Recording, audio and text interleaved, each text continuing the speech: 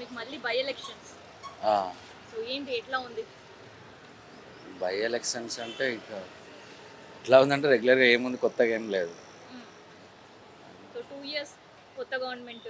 ఎట్లా ఉంది మీ దగ్గర మరి అభివృద్ధి ఏమైనా జరిగిందా? నాకు తెలిసి వేస్ట్ టైం ఏం లేదు. నథింగ్. అది ఫ్రీ బస్ ఒకటి అదేదో ఉన్నాయి, కానీ మిగతా యాజ్ ఇట్ ఈజ్ అట్లానే ఉన్నాయి. ఏం డెవలప్ లేవు, బిజినెస్ లేవు. నేను ఇప్పుడు వెళ్తున్నాను రెగ్యులర్గా, నేను 9-10కి వెళ్ళేవాడిని. హ్మ్. ఏం లేదు, సికింద్రాబాద్లో వర్క్ షాపు, హ్మ్. ఇక్కడ ఉంటాను. హ్మ్. అది ఏం లేదు. 1.5 year 2 years నుంచి నథింగ్. హ్మ్. ఖాళీ షాప్ రెంట్ కట్టాలి, ఇంటి రెంట్ కట్టాలి, హ్మ్. రెండు చేతి నుంచి కట్టుకున్నాడు. మళ్ళీ పిల్లల ఎడ్యుకేషన్ అవి పెరుగుతూనే ఉన్నాయి, కానీ ఇక్కడ ఏమో ఇన్కమ్ లేదు, నథింగ్. ఫాస్ట్ గవర్నమెంట్ ఉన్నప్పుడు ఎట్లా ఉంది? చాలా బాగుందండి. బీఆర్ఎస్. అంటే ఎవరేం బెటర్, కానీ బిజినెస్లు బాగుండే మాకు.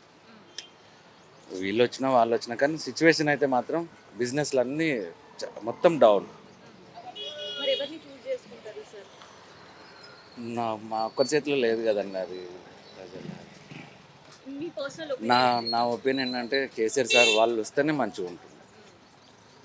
కేసీఆర్ సార్ వాళ్ళు ఉంటారు. ఎక్కడెక్కడి నుంచో నార్త్ నుంచి వస్తున్నారు, మంచిగా ఉంటుండే. ఇప్పుడంతా ఇదైపోయింది మేడం.